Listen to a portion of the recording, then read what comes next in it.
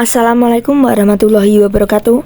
Salam, Om Swastiastu, Namo Buddhaya, salam kebajikan, salam sejahtera bagi kita semua. Kembali lagi di channel saya. Kali ini saya berada di Keraton Ngayogyakarta Hadiningrat. Seperti yang sudah banyak tahu, Keraton Yogyakarta berada di Jalan Rotowijayan, Blok nomor 1, Panembahan, Kecamatan Keraton, Kota Yogyakarta, Daerah Istimewa Yogyakarta. Keraton Ngayogyakarta Hadiningrat merupakan istana resmi Kesultanan Ngayogyakarta Hadiningrat yang berlokasi di kota Yogyakarta.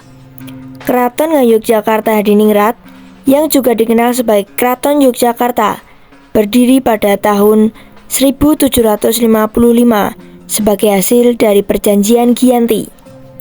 Keraton berdiri di tanah seluas 14.000 meter persegi. Di dalamnya terdapat bangunan-bangunan yang digunakan sebagai tempat tinggal Sultan dan keluarganya serta abdi dalam keraton. Sejarah cikal bakal Keraton Ngayogyakarta Hadiningrat. Pada 13 Februari tahun 1755, sejarah mencatat bahwa pada akhir abad ke-16 terdapat sebuah kerajaan Islam di Jawa, bagian tengah selatan bernama Mataram. Kerajaan ini berpusat di daerah Kota Gede, sebelah tenggara kota Yogyakarta saat ini. Kemudian pindah ke Kerto, lalu ke Pleret, selanjutnya ke Kartosuro dan Surakarta. Lambat laun, kewibawaan dan kedaulatan Mataram semakin terganggu akibat intervensi Kompeni Belanda. Akibatnya, timbul gerakan anti penjajah di bawah pimpinan Pangeran Mangkubumi yang mengobarkan perlawanan terhadap Kompeni beserta beberapa tokoh lokal yang dapat dipengaruhi oleh Belanda seperti Patih Pringgoloyo. Untuk mengakhiri perselisihan tersebut, dicapai Perjanjian Giyanti atau Palihan Nagari. Sedikit tentang Perjanjian Giyanti. Perjanjian Giyanti merupakan perjanjian yang menandai pecahnya Mataram Islam. Perjanjian Giyanti yang ditandatangani pada tanggal 13 Februari tahun 1755, lebih tepatnya Kamis Kliwon 12 Rabiul Akhir 1680 tanggal Jawa, menyatakan bahwa Kerajaan Mataram dibagi menjadi dua, yaitu Kasunanan Surakarta dan Kesultanan Ngayogyakarta Hadiningrat. Surakarta dipimpin oleh Susuhunan Pakubuwono III, sementara Ngayogyakarta atau lazim disebut Yogyakarta dipimpin oleh Pangeran Mangkubumi yang kemudian bergelar Sultan Hamengkubuwono I. Sedikit tentang Sultan Hamengkubuwono I.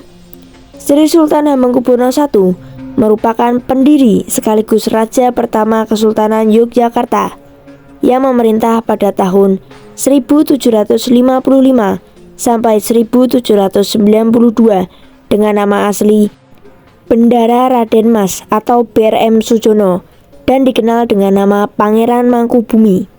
Selanjutnya pada tanggal 15 Februari tahun 1755, Perjanjian Giyanti ini kemudian diikuti pula dengan pertemuan antara Sultan Yogyakarta dengan Sunan Surakarta di Lebak, Jatisari pada tanggal 15 Februari 1755. Dalam pertemuan ini dibahas mengenai peletakan dasar kebudayaan bagi masing-masing kerajaan.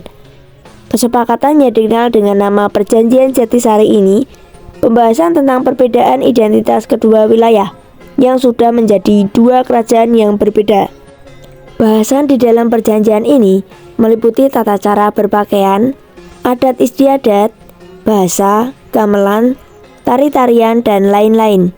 Inti dari perjanjian ini kemudian adalah Sultan Hamengkubuwono I memilih untuk melanjutkan tradisi lama budaya Mataram. Sementara itu, Sunan Pakubuwono III sepakat untuk memberikan modifikasi atau menciptakan bentuk budaya baru. Pertemuan Jatisari menjadi titik awal perkembangan budaya yang berbeda antara Yogyakarta dan Surakarta. Selanjutnya pada tanggal 13 Maret 1755 sampai 7 Oktober 1756, tanggal 13 Maret 1755, lebih tepatnya Kamis Pon 29 Jumadil Awal 1680 tanggal Jawa, adalah tanggal bersejarah untuk Kesultanan Yogyakarta. Pada tanggal inilah Proklamasi atau Hadeging Nagari Ngayogyakarta Diningrat dikumandangkan. Selanjutnya, Sultan Hamengkubuwono I memulai pembangunan Keraton Yogyakarta pada tanggal 9 Oktober 1755. Proses pembangunan berlangsung hingga hampir 1 tahun.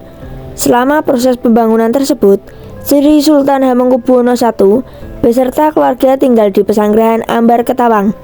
Sri Sultan Hamengkubuwono I beserta keluarga dan para pengikutnya memasuki Keraton Yogyakarta pada tanggal 7 Oktober 1756, lebih tepatnya Kamis Pahing, 13 Suro 1682 tanggal Jawa. Dalam penanggalan tahun Jawa, peristiwa ini ditandai dengan sengkalan Memet, Dwi Nogoroso Tunggal, dan Dwi Nogoroso Wani. Selanjutnya pada tahun 1812 sampai 1813, seiring berjalannya waktu, wilayah Kesultanan Yogyakarta mengalami pasang surut, utamanya terkait dengan pengaruh pemerintahan kolonial baik Belanda maupun Inggris. Pada tanggal 20 Juni 1812, ketika Inggris berhasil menyerang dan memasuki keraton, Sultan Hamengkubuwono II dipaksa turun tahta. Penggantinya, Sri Sultan Hamengkubuwono III dipaksa menyerah sebagai wilayahnya untuk diberikan kepada Pangeran Notokusumo atau putra Hamengkubuwono I yang diangkat oleh Inggris sebagai Adipati Pakualam I. Wilayah kekuasaan kesultanan yang diberikan kepada Pakualam I meliputi sebagian kecil di dalam ibu kota negara dan sebagian besar di daerah Adikarto atau Kulon Progo bagian selatan. Daerah ini bersifat otonom dan dapat diwariskan kepada keturunan Pangeran Notokusumo. Oleh karena itu, sejak 17 Maret 1813, Adipati Pakualam I mendeklarasikan berdirinya Kadipaten Pakualaman. Selanjutnya pada tanggal 17 Agustus hingga September tahun 1945, perubahan besar berikutnya terjadi setelah lahirnya Republik Indonesia pada tanggal 17 Agustus 1945. Raja Yogyakarta Sri Sultan Hamengkubuwono IX segera mengucapkan selamat atas berdirinya Republik baru tersebut kepada para proklamator kemerdekaan. Dukungan terhadap Republik semakin penuh, manakala Sri Sultan Hamengkubuwono IX dan Sri Paduka Pakualam VIII mengeluarkan amanat pada tanggal 5 September 1945 yang menyatakan bahwa wilayahnya yang bersifat kerajaan adalah bagian dari negara Republik Indonesia. Menerima amanat tersebut, maka Presiden pertama Republik Indonesia, yaitu Insinyur Soekarno, menetapkan bahwa Sultan Hamengkubuwono dan Adipati Pakualam merupakan Dwi Tunggal yang memegang kekuasaan atas daerah istimewa Yogyakarta. Sempat terkatung-katung selama beberapa tahun, status keistimewaan tersebut semakin kuat setelah disahkannya Undang-Undang Nomor 13 Tahun 2012 tentang keistimewaan DIY. Dengan demikian, diharapkan agar segala bentuk warisan budaya di Kesultanan Yogyakarta dan Kadipaten Pakualam dapat terus dijaga dan dipertahankan kelestariannya. Sumber dari Keraton Jogja ID. Jangan sekali-kali meninggalkan sejarah Insinyur Soekarno. Terima kasih telah menonton hingga akhir. Jika suka dengan channel saya, silakan like, subscribe, share, dan komen. Jika ada salah kata mohon maaf. Saya akhiri, wassalamualaikum warahmatullahi wabarakatuh.